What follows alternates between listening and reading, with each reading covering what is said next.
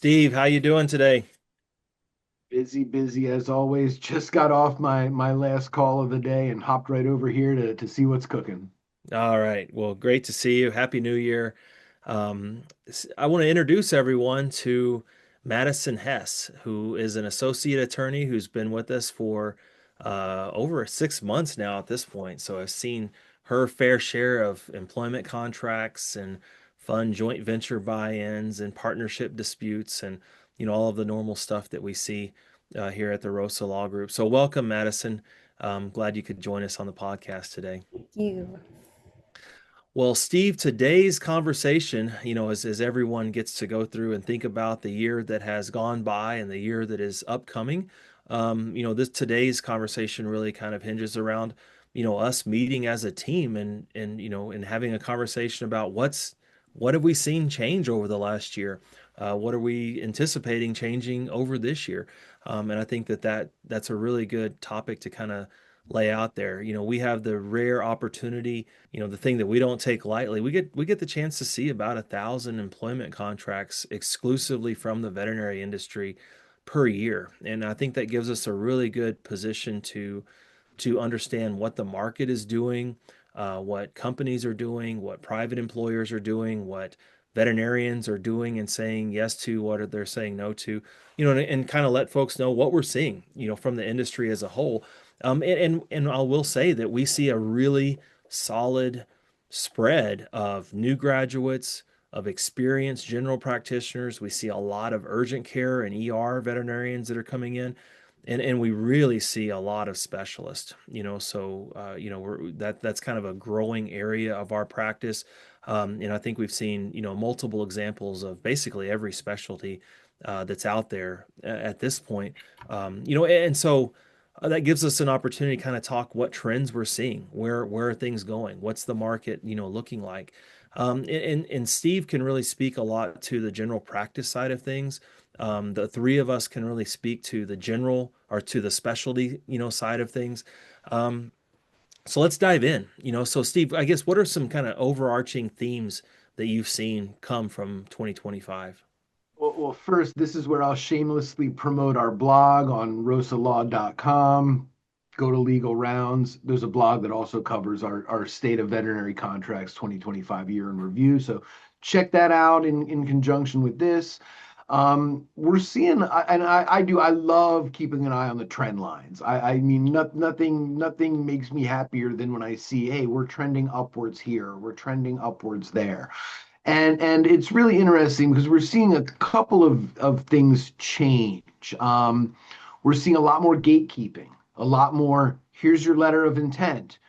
We won't give you the employment. It's not worth it for us to give you the employment contract until you sign this letter of intent, which becomes an added level of negotiation.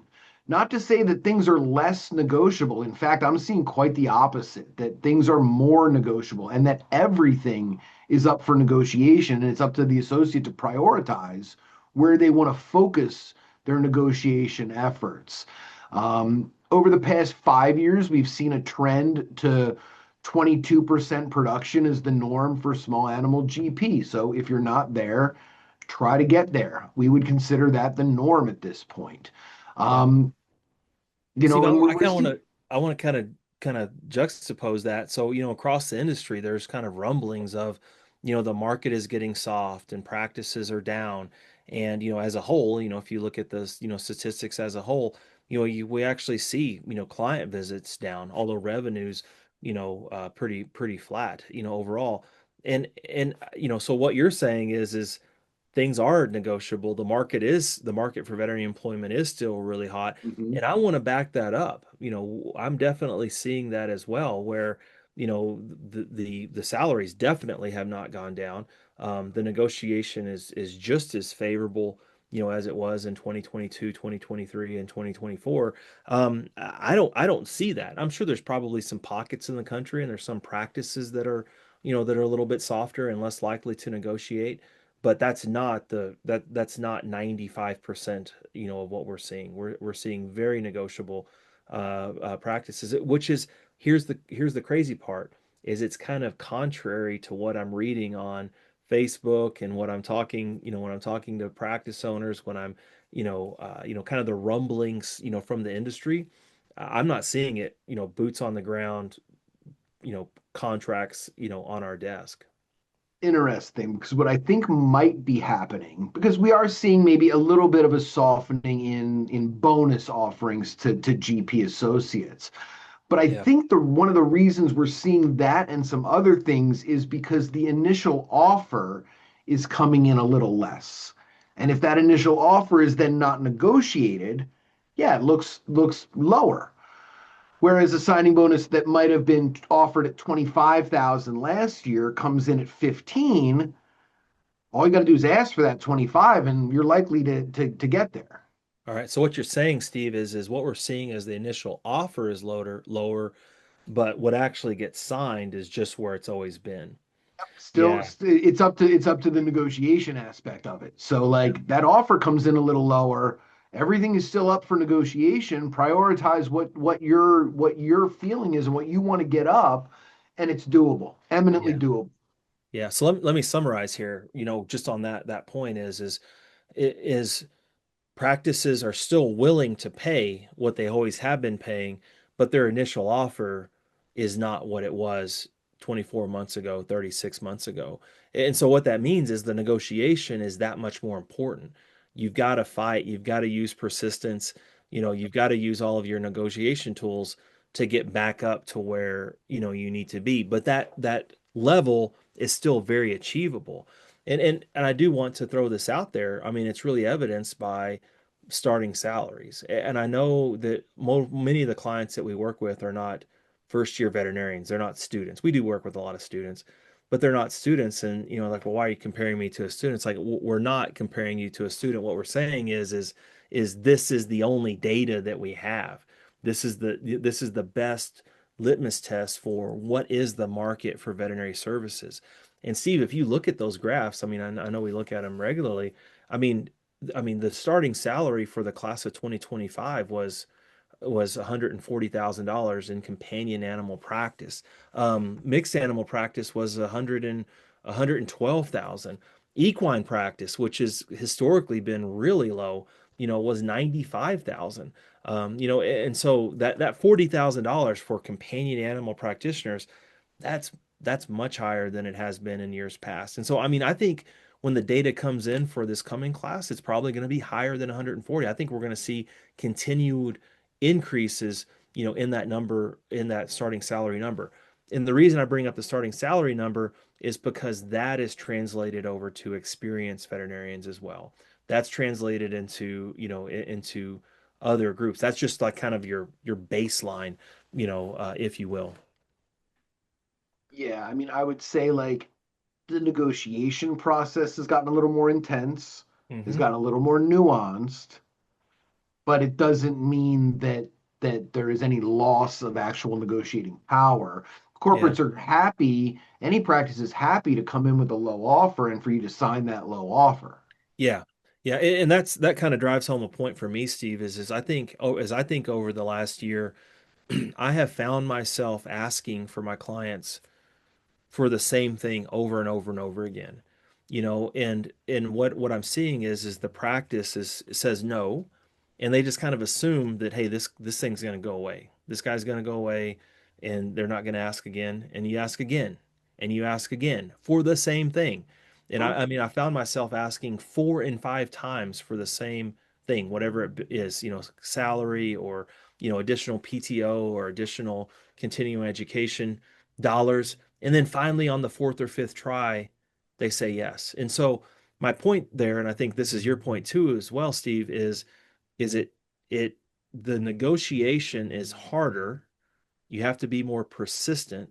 You have to not take no for an answer, and eventually you get what you want, which is, by the way, as a veterinarian, it is very hard for veterinarians to look past that no. I mean, once you say no, okay, asked and answered, moving on. I did my best. I tried, and they got shut down. And that's therein lies the point. Yep. The corporate knows that they can shut down the negotiation with a simple no because most veterinarians will stop there. Yep. On the other hand, on this, they have to hire, right? Like they have a position that's open. And so the veterinarian still has a ton of leverage in negotiating for what they want. They just have to know what they want. They have to know how to ask for it. And now, Steve, what we're layering on here is they have to ask for it multiple times, which seems it's very uncomfortable for most veterinarians. It's spot on. That is spot on. And I feel like it's an intentional thing. They know they're just as veterinarians are not going to be the ones necessarily to most times. I'm not going to put everybody in the same bucket to push things. Hmm. you know so when I'm coaching someone on a negotiation strategy, i tell them I tell them, let's get a no. Let's ask a question we know is going to be a no, because you know people don't like to say no over and over again. So let's Yeah. get a no, and let's use that no to get a yes. Yeah.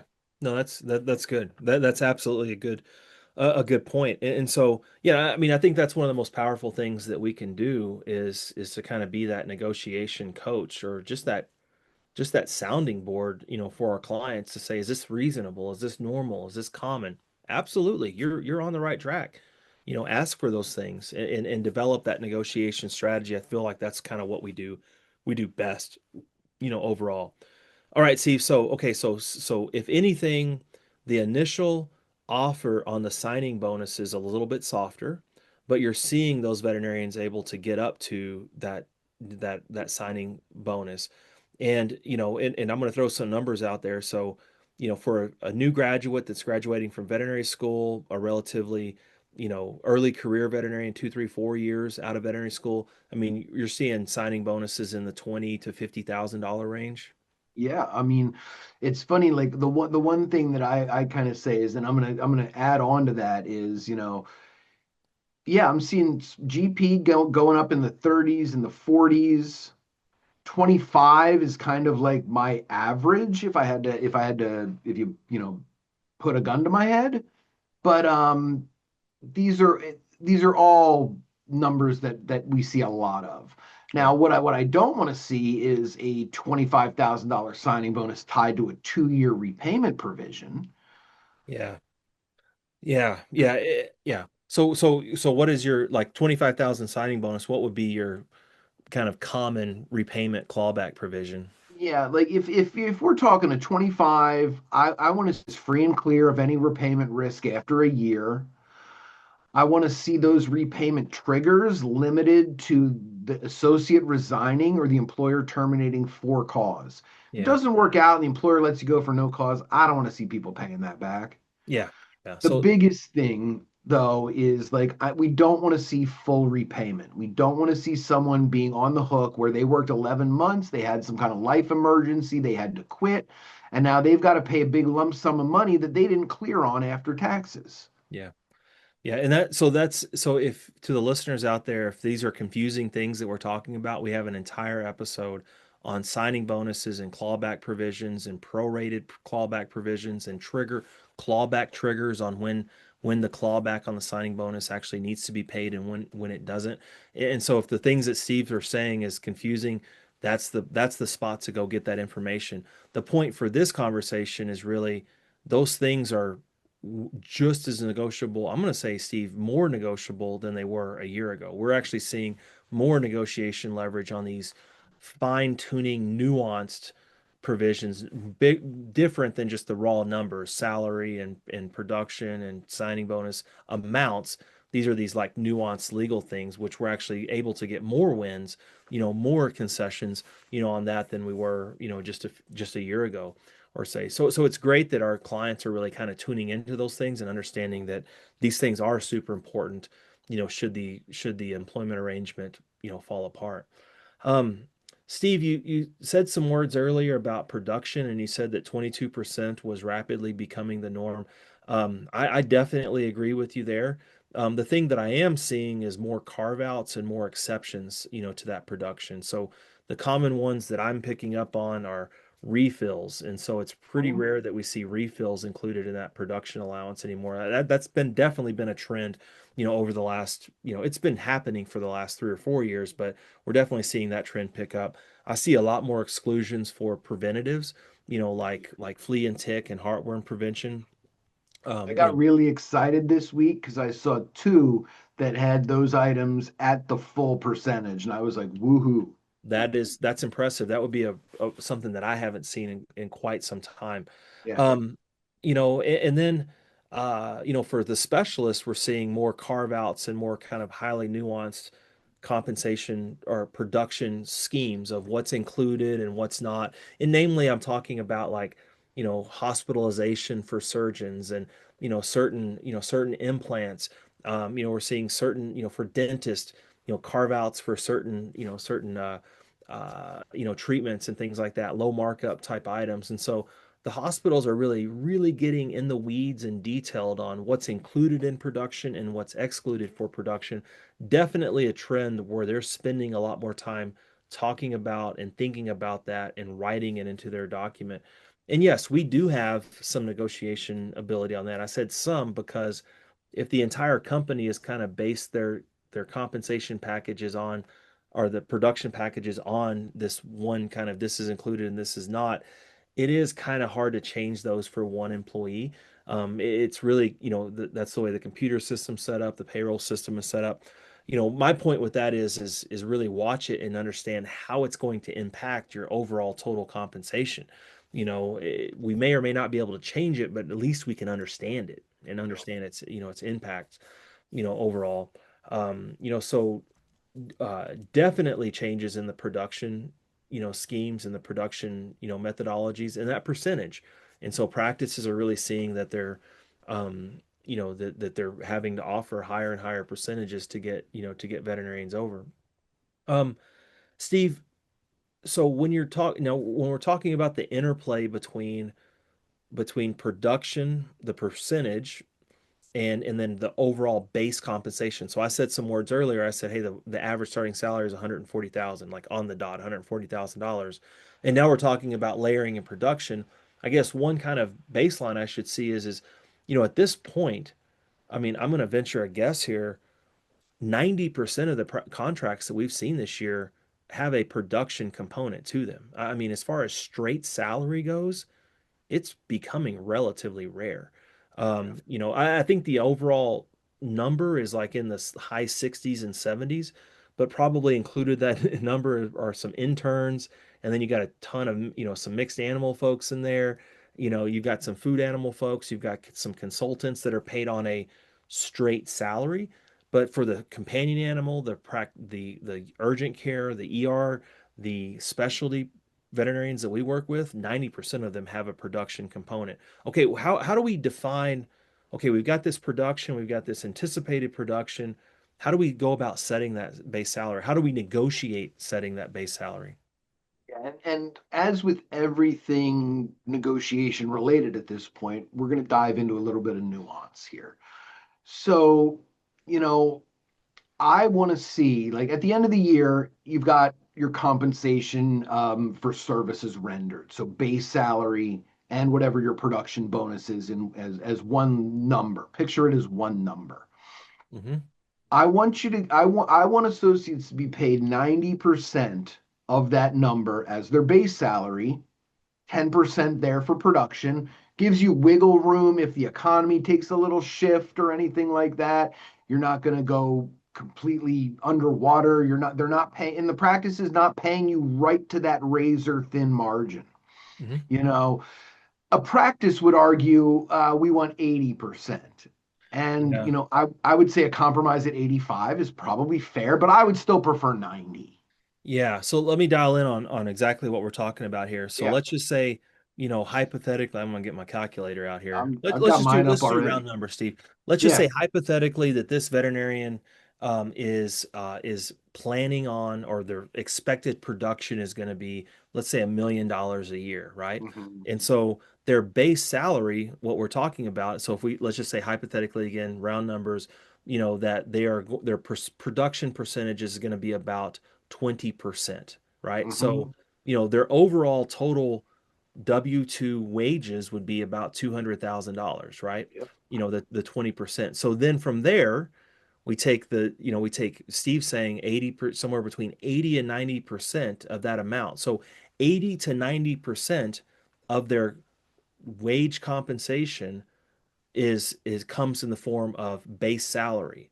That last 10 to 20%, that's where the production comes in. And so, Steve, I've got the book somewhere in my office here, but there's many old veterinary practice management articles and textbooks that say, that old guideline was 80%. The Hmm. trend that you're describing here is that's kind of leaning more towards setting that base salary at 90% of expected production. Yeah. And so yeah, I'm definitely seeing it as well, where there's less production component, just that last 10%, and more base salary component, to that. So which gives the veterinarian more guaranteed base. Yeah. Um, a couple of Much, things to go ahead. I was going to say, much more important if you're on a quarterly production system where Yeah. you're not getting that bonus until once every 3 months. That additional money in your paycheck you're getting every 2 weeks. Yeah. Yeah. So it moves some of the risk from the veterinarian back over to the practice by increasing that base and that percentage of expected production. But also, Steve, where I really see it come into play, on my clients, which are mostly on the specialty side, is during PTO, right? And so they go on an extended vacation and their base salary doesn't drop to abysmally low levels. They're able to kind of maintain their lifestyle. And I mean, honestly, they're many clients, many of our veterinarians, negotiate for some pretty hefty duty PTO, packages. So we've got, 3, 4, 5 weeks of PTO. That's where that base salary really comes into effect. Yeah, and the specialists are by nature starting with a higher PTO to Yeah. begin with. Yeah. Yeah, so I really like to see it now. So, for a new graduate, it's hard to know what their expected production is going to be. I mean, we can take some guesses, and we actually have a production calculator, on our website, which that allows me to go in and teach, hey, this is how production is calculated, and this is what your expected production could be, and this is how we should produce, and things like that. So that calculator is out there on the website, but it's really hard to know what a new graduate's going to produce overall. We can take some guesses. But a veterinarian that's been in a practice for 2, 3, 4, 5 years, I mean, the historical precedent is very good at predicting the future of what that production is going to be. So it really helps us to set that base salary, at something that's achievable, at something that we can, relatively, predict with great certainty. And so we can set our salary moving forward from there. And as a former practice owner, I like to have some component of the production of the compensation tied to production, right? So there's always a Yes. little bit more that you can go out there and get. And for me, it's really a function of having the right incentivizations, right? So we want that employee, we want that associate to be incentivized to do what is in the best interest of the business and all of that. Now, I'm just going to say it, Steve, because it comes up all the time. There may be other people listening, to this about production. Is I've been doing this for a long time. I mean, I've been involved in the veterinary industry since the late 90s. It is very rare that I see a veterinarian that that is that is putting undue charges on clients, that is ordering tests that doesn't need to be done just for the sake of production. That is, there are bad apples out there. I'm not going to say that there's not, but it is very rare that a veterinarian actually thinks about production when they're on the floor practicing. So yeah, that's a change. We're seeing that Yeah. base salary kind of increase and less reliance on production, overall. What other kind of trends have you seen over the last year, Steve or Madison? I mean, I think Madison can speak to this too about the non-competes, you know, lesser and lesser. They're just either none. Always now, like when we see one, we ask the first question I have for someone is, do we want to get rid of this? Do you not want this here? And we're seeing more of a hefty non-solicitation and a hefty non-service provision, more and more than non-service provision. And I think Madison might be able to speak on that as well. I would agree with that. It's hard for me to speak to the trend, having only been here for 6 months, so I don't know too much about how it was looking before that. But they bury those non-service provisions in there so that your eye goes to the radius of the non-compete and you're thinking about Mhm. whether or not that's functional for you. And you're not even catching that non-service provision that's buried in there. Yeah. Three I, I, words, I three love tiny words hidden in there. I love football analogies, so pardon that. But if the non-compete is like the running back of the world, like they're the ones that get all the press time and they have all the stats and they get their name on the front page, of the paper and they're the prime time, for ESPN. The non-solicit is like the offensive lineman that does the work. Yeah. Like that's where the brunt, Yep. the heavy lifting is done. And what Madison's referring to here is this change from a non-solicitation provision to a non-service provision. That's definitely a trend that we've picked up on post the FTC ban on non-competes. So in 2024, the FTC banned non-competes, and that was in May in 2024. In late August, early September 2024, a court reversed that ban. And so the non-competes are still in effect. The ban is not in effect. But during that time frame, during that 3 or 4 month time frame, we saw, lawyers really get out their pencils and sharpen up their non-solicitation agreements. And one of the things that they did to make these non-solicitation agreements have more bite and be more restrictive and constrictive on the former employee is to change them to a non-service provision. And it really is just a couple of little words that get changed around there, that says that the veterinarian, the former employee, will not provide services for, that client instead of solicit that client. So I mean, we're talking very nuanced language, but it drastically changes the way that the veterinarian works after employment. And here's what's bad, like this is what really kind of irritates me, is it changes the way that the client chooses who's their veterinarian. So the veterinarian or the client can't follow a veterinarian if a non-service provision is in effect, regardless of who contacts who first. And so we see those quite often now. We are able to negotiate them out, but that's definitely a trend to this non-service provision, which by the way is enforceable in almost every state. Not every state, but almost every state. Much more enforceable than a non-compete, overall. Yeah. As far as non-competes go, Steve, I mean, I'm 100% behind you. I see the radius going down quite a bit, the time frame going down quite a bit, and I think that employers are really starting to kind of catch the drift that it's hard to get somebody to sign one of these, that these are highly offensive to the potential employee, that they really can restrict their life. And so, maybe this, I'm going out there and standing on a soapbox and in delivering the gospel to all these veterinary students about you got to be careful before you sign a non-compete. Maybe some of that's sticking, and employees are pushing back on those non-competes, and thus the employers are having to get a tighter and smaller radius. In the law, Steve, what this is called is it's got to be narrowly tailored, and so that non-compete needs to be just as small as it possibly can be to provide the protection for the practice. And so we're definitely seeing a smaller radius, a smaller time frame. And then the third one that we always talk about is a smaller scope of practice.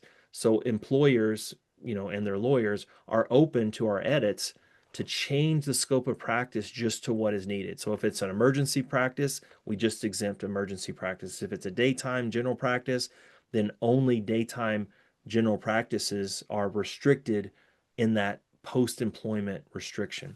And so that those three things are more modifiable and more highly negotiated than really they ever have been. Yeah, and we're seeing like what I would a couple of years ago have said, yeah, normally for small animal GP, we're seeing about 5 miles. Now, like urban area, you get down to 2 or 3 miles. And what I feel like is on the employer end, they're starting to do a little bit of a cost benefit analysis here and say, is it worth our time to negotiate every single one of these down to the smallest possible parameters that aren't going to really do a whole lot for us anyway? Let's just get rid of it from everybody's, and now, we can put the full force of our weight somewhere else. Yeah, yeah, I do want to caution our listeners to that. So, there are a number of large practices, group practices that really advertise that, hey, we've done away with non-competes. We don't do non-competes, but they have a very strict non-solicitation agreement. So, just as Madison said, just because a non-compete isn't there, its solicitation may still be there. So pay attention to those, what they call the post-employment restrictions, in the various types of them that are out there. Along that same concept, Steve, are exclusivity provisions. Now we're not talking about after employment, we're talking about during employment. And you wrote to me the other day and said that these exclusivity provisions are actually trending upward. I mean, I agree Yeah. with you. I mean, I see more practices that are trying to prohibit their employees from doing anything outside of work. And this has really been traditionally kind of a common thing in veterinary medicine is you have, a day practice job, but you may go do some relief work. You may do, work, moonlight at the emergency clinic. That's the colloquial word for it. You go pick up some shifts here and there. There's kind of the advent of at-home euthanasias, and so some veterinarians will pick up shifts doing some at-home euthanasias. There's vaccination clinics that they can go earn some money. But what we're seeing is practices actually restricting them, prohibiting them from doing any work outside the practice. And I'm not sure where this trend is coming from. I've got explanations for most everything else, but it's kind of like this one's kind of out of left field, Steve. It's funny. I see these in three distinct buckets now. So, like, bucket number one is use your best judgment. Pretty benign wording. Use your best judgment. Don't do anything that's going to impact your job here. Hmm. Okay, fair enough. Then the next level up from that is get our permission, get our written permission. Can't do anything unless you get our written permission. That's kind of our middle ground. And the third one is nothing. Can't do anything veterinary related outside of this job. Yeah, yeah. Which I mean, I draw a reservation with because it's kind of like, well, how can you control somebody outside of work? I mean, Right. and so Yep. my thoughts are always like, if they're actually competing, if they're taking clients, well, that's a problem. If they are coming in that they're so exhausted that they can't, function the next day after working an overnight, well, that's obviously a problem. But really, like controlling what somebody does on their day off, working across town 30 miles away, What's that's funny their day because off. what I think they're starting to go for is even something else where it's like you're not going to call out and take a sick day here and go work a lucrative relief shift over there. That's a good point. Yeah, we definitely have seen increases in relief work, as far as the per diem, cost per day. I mean, I Mhm. mean, in some rare instances, I mean, I'm seeing $2,500 a day, on relief contracts. And I mean, it definitely kind of goes downward from there, depending on emergency versus day practice, urban versus rural. That's very dependent on the local market, overall. But yeah, I mean, I could see that. It's like, hey, I could take a day off and go make more elsewhere. Um, And that's one where I can see why an employer would have an interest in preventing their employees from doing that, just because I mean it causes more work for them when they have somebody out and they need to, they don't want to incentivize people to have a reason to be gone because then they have to fill that gap for the day, change the schedule, who knows. But it's interesting that, like you said, Lance, I mean, we're seeing the increase that, and it applies to situations where the business doesn't seem directly impacted at all. And it seems like it's yeah, a lot more about keeping the veterinarian from becoming independent in some sense. They want to keep yeah, them as roped in and vested into that one singular business as much as possible. We don't want you thinking about what's going on over here or over there or other opportunities or other people to work with. We want you here. yeah. That's a good point. Yeah, once you're out there in the field, you're Yeah. kind of the door's open to poaching and hey, come for it, work for us, or maybe pick up some more days, or maybe drop down to part time, over at that other practice. So yeah, really good point, Madison. Speaking along those same lines, this is a big trend that I've seen. I mean, this one's kind of a little shocking to me overall, is we're seeing a decrease in the hours worked per week. And so, when I started doing this, I was regularly seeing a full work week defined as 45 to 50 hours per week. It was common to see 5.5 days per week or 6 days per week where the veterinarian worked, Monday through Friday and then a half a day on Saturday. Now it is common for us to see a work week defined as full time, is defined as somewhere between 32 and 36 hours per week.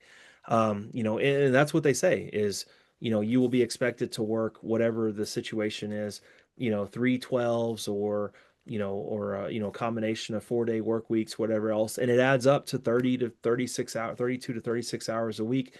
And that still allows the veterinarian to receive full-time benefits. And so this is a relatively recent development. I mean, it's definitely a positive trend as far as the work-life balance for veterinarians. Um, it definitely makes production, harder. I mean, I can definitely see, more issues with that. But I mean, it's actually kind of rare for us to see the work week defined as the full 40 hours. I do want to be clear here that we're really usually talking about clinical hours, so you've got some callbacks and you've got medical record keeping and some other stuff, outside of those regularly scheduled appointments. And we all know that stuff happens, that stuff walks in, right before closing, right before your shift ends, and like, sometimes you got to stay a little bit later. But that's a pretty interesting trend overall. That is interesting. And I feel like that is part of what's so cool about veterinarians taking the time to measure their environment and see what's normal, what vets at other clinics are getting for their hours, is that when they all kind of get on the same page about what they think is reasonable, you can push the market in a direction. If what all employers are hearing from their veterinarians is that this is where we're capping, we're not going to go higher than that, and there's not anywhere else for them to turn. So if people are educated about what other people are getting and pushing for, then we can move the whole field in that direction. Exactly. I think that's one of the biggest kind of benefits or values that we can, Mm-hmm. kind of uh, provide to the industry is this is what's common, this is what's normal, this is what's industry standard. And I do spend a lot of time talking to clients about that. Like, your ask is completely normal. This is a very reasonable ask. It's not Mm-hmm. out of left field. And on the converse is true. Is like, hey, we commonly see this. This is in 90% of contracts. It really doesn't make a lot of sense to push back against this because this has become industry standard at this point, whatever the situation, may be. And so, and that is a very strong point, Madison, that during the negotiation process, you never want to be coming out of left field. You want to be kind of in line with the group, in line with reasonable and customary and industry standards. And so, yeah, by the virtue of us looking at a lot of contracts and helping with a lot of negotiations, that gives us the perspective of this is industry standard, this is normal, this is common. Or, I mean, you've heard me say this many times, like, they're on an island. This is not normal. This is not common, and that really makes a strong negotiation point. That's the coolest Um, thing, is getting to be a part of towards that push towards reasonable. It's so neat when every now and then we see a contract come through, whether it's a transactional document or if it's an employment document, and we see something that either A, there's a provision that we hate and we've taken out 100 times and now they've already taken it out, or if there's something that we've pushed for really consistently and now this time we don't have to push for it. It's yeah. already there. Like, you're seeing that through veterinarians taking the control and taking the time to be educated and to advocate for themselves. It's changing the industry because the industry is now saying, okay, they're going to ask for this anyway, so let's just put it in there and just go past that one. Because they have to hire, Yep. they have to get these folks hired. And if they're not in line with industry standard, then they're not going to be Yep. able to hire. They're not going to be able to run their business. And, that doesn't do anybody any good either. Yep. Yeah. I So good, nominate good. negative accrual for that award. Yeah. That's a great point, Mhm. Steve. That's something that we used to spend a lot of time thinking and talking about. And now, I mean, I don't know. I've maybe seen a handful. I mean, just Yeah. single digits of actual negative accruals this whole year. Even when I see it, we end up getting, and they will not absolutely refuse to remove. We're getting 2 year delays, Yeah. things of that nature. And then you figure by the time the 2 years passes, it could be gone from that agreement anyway. Yeah, exactly. So I mean, that's to Madison's point exactly. That's a thing that has gone away because the market has basically demanded its removal. Yeah. So the market speaks. You got to listen when the market speaks. Here's another interesting development that Madison and I actually spend a lot of time on, and this is this kind of trend towards joint ventures. So we see a lot of veterinarians that are being proposed a joint venture, and we say joint venture, it's a partnership.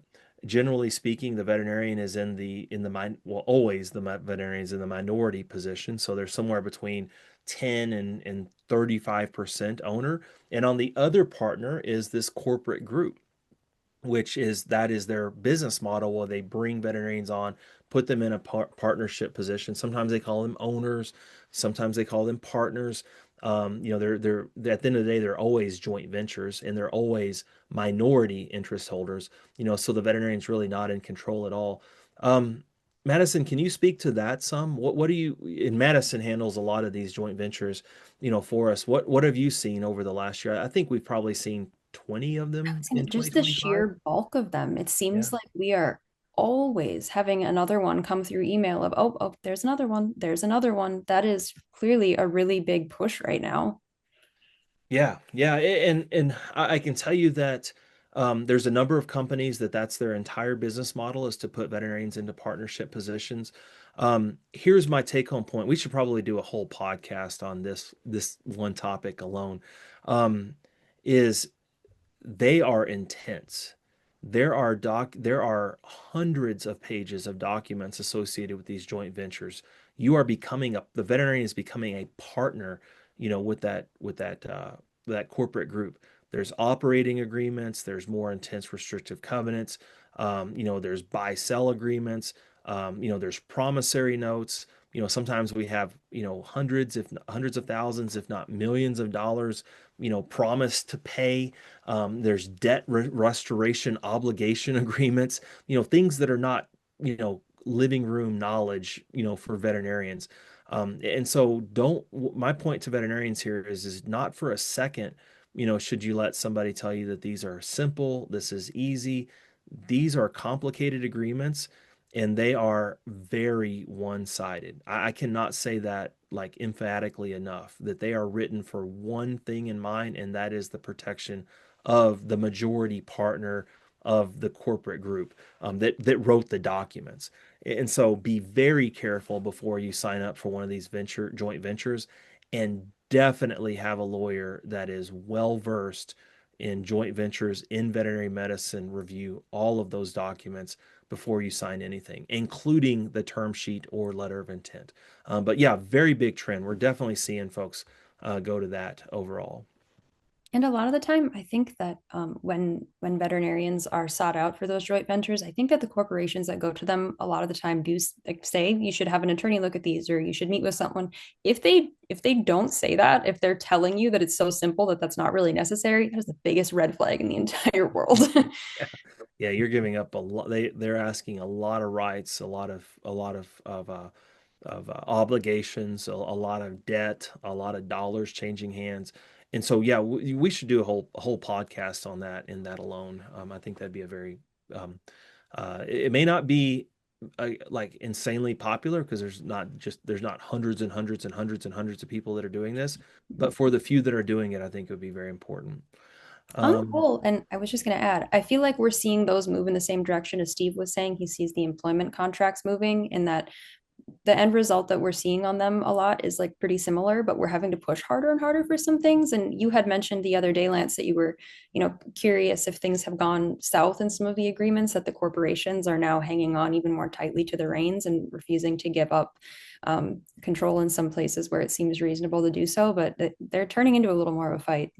I would agree with that. Yeah, the same concessions that we've gotten easy in Mm-hmm. months past are much more difficult now. It's much more of a a drawn out, and let's just call it tooth and nail, Yeah. negotiation. So yeah, definitely a trend, and definitely a trend to the more difficult, overall. Um, let's see what else is kind of out. What other trends can you guys think of that I'm missing here? Yeah, like just the general benefits, time off. We're seeing, I'm seeing a lot of GP in the 3 week range. Yeah. That's accounting for like a 2 week vacation, 1 week sick. If I see less than 3 weeks, I want to get the 3 weeks. Yeah. Bottom line. I would definitely Now, say that's baseline at this point, Steve. Three I would weeks think total so. PTO, which is a trend upward in a big way. Yeah. Go Yeah, ahead. yeah. And now what's funny is with the specialists, it varies between 3 and 4 weeks. Hmm. So if I see 3 weeks for a specialist, I want to push that to 4 weeks. And I want to make sure if it's needed that they get the appropriate amount of board study leave. Yeah. Yeah, absolutely. Yeah. So yeah, that's a positive trend. There's more PTO. That doesn't include CEPTO. Yeah, I see that that's a separate animal. We're seeing anywhere from 2 to 3 days up to a week. just the sheer fact that it's included is a trend. And so 5 years Yeah. ago, that was not a thing. You You use your know, regular PTO. yeah, you use your regular or you use your weekends, you use your nights, but now we're seeing 2 to 3 days up to a week of paid time off to go receive that continuing education. So that's a trend Yeah. that's definitely occurring. And I would say, I mean, take a guess, Steve, what percentage of practices or contracts did you see in 2025 that had that paid CTO leave in there? Oh man, it's got to be like let's just call it like 80%. Yeah, I'd And agree with that's that. trending upwards. I mean, I remember it used to be, hey, we'll just schedule around it.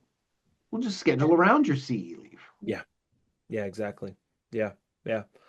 Yeah, your normal benefits are definitely still there. Association dues, VIN dues, Yep. AVMA dues. Here's a trend that I kind of think is cool because we spend a lot of time thinking and talking about AI. Is we're starting to see some, not a lot, but some employers paying for the AI medical record keeping scribe for the veterinarian, and so Yep. that's definitely kind of coming on, and I would expect a lot more of that in 2026. I mean, it was kind of a smattering. Yeah. And we see some of the larger groups have negotiated a master service agreement with certain scribes. And so, like, all their veterinarians have access to it. We see some to provide a stipend, some actually name it out and say, hey, I want to use this particular scribe. Okay, we'll pay the fees for it. Steve, these are not cheap. I mean, some of these No. are $200 and $300 a month. So we're talking that's a pretty significant benefit and concession on benefit. If the veterinarian can get that slid in to their I feel like contract. it's nearly a slam dunk if you ask for it. I mean, it should be a no-brainer because it's going to make the veterinarian. It should make the veterinarian much more productive, Yeah. Sure. and able to see a couple more patients per day, which should eat up that $200 or $300 a month bill pretty Yep. quickly. Yeah.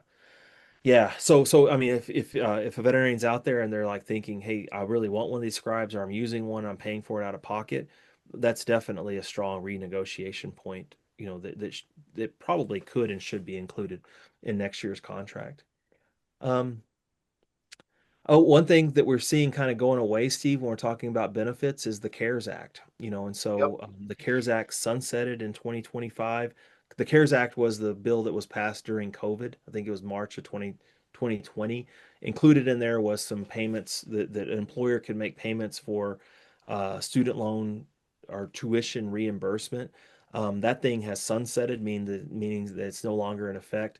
There's still some ways for employers to pay for tuition, through certain qualified tuition reimbursement plans, but it is very rare that we actually see a practice that has one of those set up. In fact, I can count them on one hand, Yeah. the Me too. practices that had that plan set up.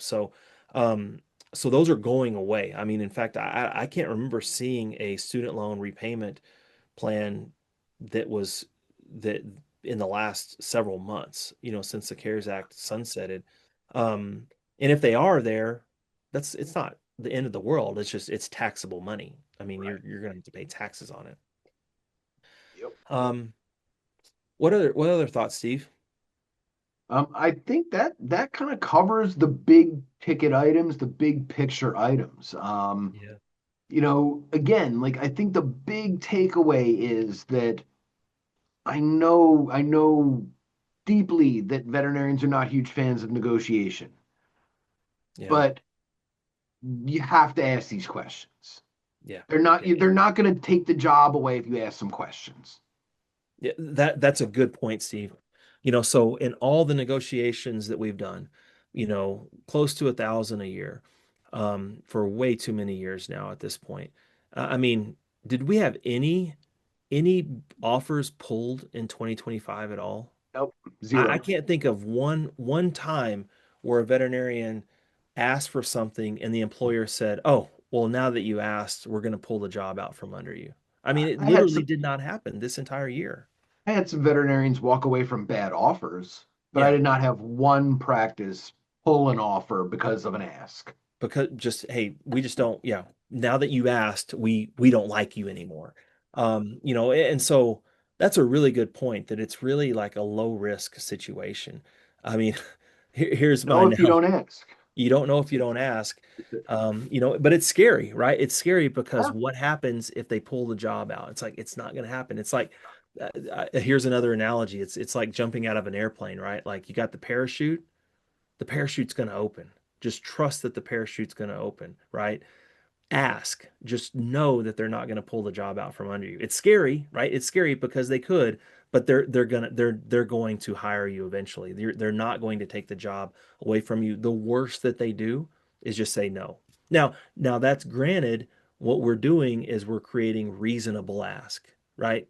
I mean, if you come out and act like a crazy person and ask for stuff that's not going to happen, then they're like, well, this person might be crazy. We should not give them the job, right? But if you make, I guess what we should caveat this with is if you make reasonable ask, Yes. the job is not going to be pulled out from under you. Correct. The Um, other thing that's not going to happen is, there's the worry that the job is going to be pulled out from under them. And then I feel like there's also the worry of how their asks are going to be perceived, like how it's going to look that they're asking for yeah, things. And that's another one where, this is based on reasonable asks. We're not talking about if you're asking for things that aren't reasonable, but as long as you are taking the time to figure out what's reasonable and you're just asking for what's reasonable, you look educated and thoughtful. You don't look greedy. You don't look yeah. any of these things that people are concerned about. No, you look like the kind of person who took the time to read the documents that you were given and examine your market and make the reasonable move. It Yeah. makes you look better. Yeah, and ask for it, and 100% Madison, but ask for it in an educated or ask for it in a professional and a Mhm. courteous, in a respectful way. Yeah. So I mean, I guess that is kind of a caveat that we need to throw on this is we spend a lot of time coaching our clients on how to ask for things. We spend a lot of time rewriting emails. This is how things should be worded so it comes across as professional and courteous and respectful. And that's how you get what you want, right? And that's why I think we have, a good success rate of getting what our clients want, but not having the job pulled out from under them. When we want to True. ask, we want to be aggressive. We want to push the limits of what's possible. But we also don't want to lose anybody a job either. Right. Right. Yeah. Absolutely. So okay, so yeah, take home point there is you've got to ask professionally and nicely but you got to ask multiple times. And the market is still just as strong as it has been if you know what to ask for, how to ask for it, and then possibly have to ask for it two and three times, to get what you ultimately want. Um, so yeah, that's strong market. I'm really looking forward to what 2026 brings, to see what's going to happen overall, in the market. I mean, I see good things for veterinary medicine, for the foreseeable future, right? So it's a great time to be a veterinarian. Lots of people love their pets. We need more veterinarians, out there. I think that the quality of life issues, as far as being overworked and on emergency duty all the time, those things are lessening. So we're seeing some real trends in the right direction overall when it comes to veterinary employment. Other thoughts? I think that about does it for me. I don't know. I think we covered a whole lot of important things here.